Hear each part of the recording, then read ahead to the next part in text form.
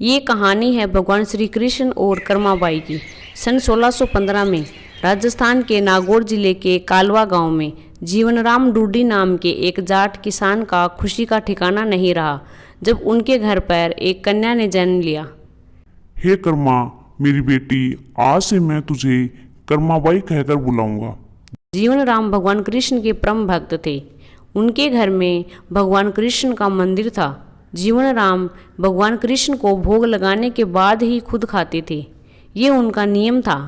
कर्माबाई जब थोड़ी बड़ी हुई तो एक दिन पिताजी, आप हमेशा भगवान कृष्ण को भोग लगाने के बाद ही भोजन करते हो।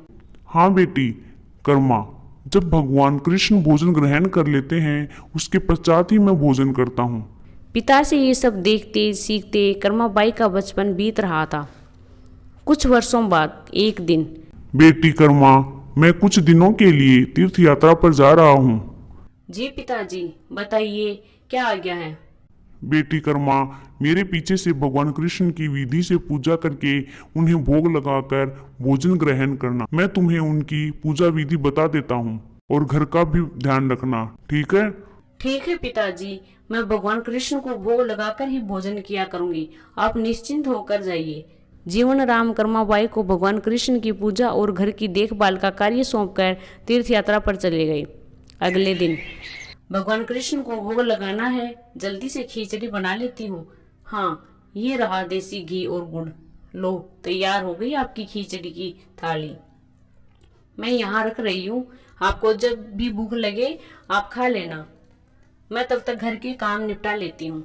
कर्माबाई खिचड़ी की थाली भगवान कृष्ण के आगे रखकर घर के दूसरे कामों में लग जाती है। वो एक दो बार आकर देखती है, उसे लगा कि शायद भगवान को भूख ना हो। थोड़ी देर बाद, पता नहीं भगवान खिचड़ी क्यों नहीं खा रहे हैं, थोड़ा गुड़ और घी ज्यादा कर देती हूँ। ये लो भगवान, अब मैंने इसमें घी और गुड़ ज्यादा मिला दिया है, अब तो खा लो। पिताजी आपके भोग की जिम्मेदारी मुझे सौंपकर तीर्थ यात्रा पर गए हैं। अब वो कुछ दिन बाद आएंगे, तब तक आप मेरे हाथ का बना भोजन खा लीजिए। मुझे ज्यादा व्यंजन बनाने नहीं आते हैं, ये खिचड़ी आपके लिए बनाई है, वरना जब तक आप भोजन नहीं करोगे मैं भी तब तक भूखी रहूंगी। कर्माबाई भगवान कृष्ण से नाराज होकर भूखी प्यासी भगवान के सामने ही बैठी रही। दोपहर से शाम बीत गई। कर्माबाई भगवान के समक्ष भूखी बैठी रही।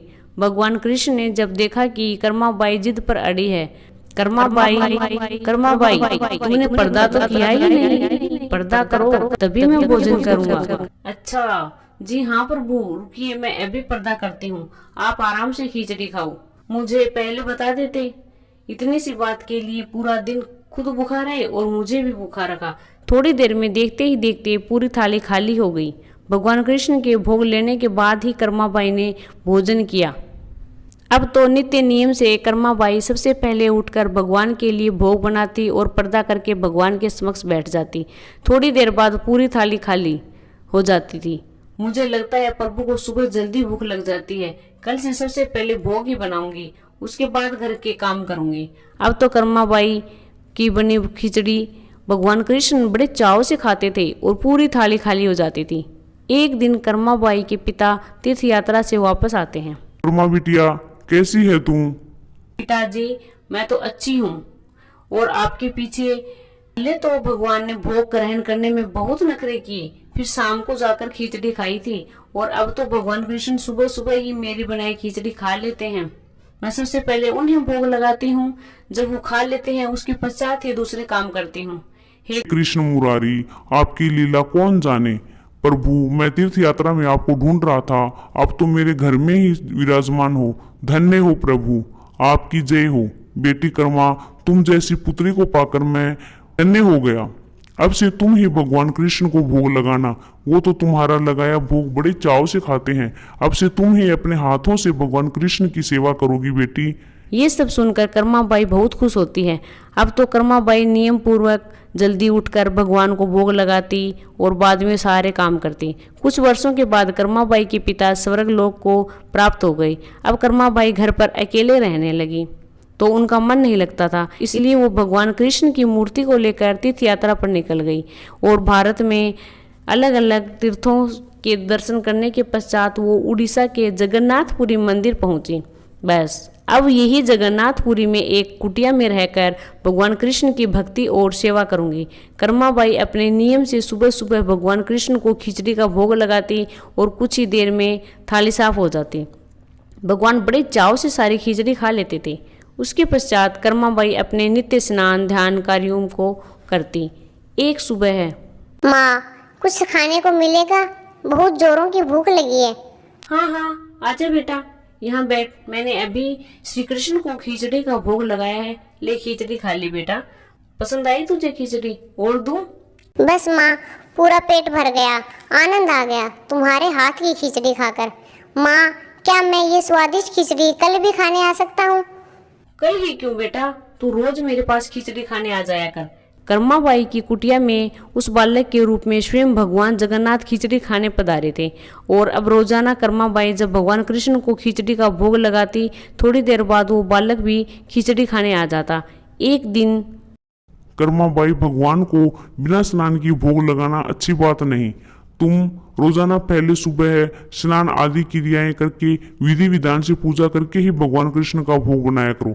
ठीक है बाबा, अब मैं स्नान करके ही प्रभु का भोग लगाया करूंगी। साधु की बात मानकर कर्माबाई अगले दिन से स्नान करके पूजा के बाद भोग तैयार करती। इस कार्य में उन्हें बहुत देर हो जाती थी, पर वो बालक तो अपने समय पर ही खिचड़ी खाने आ जाता था।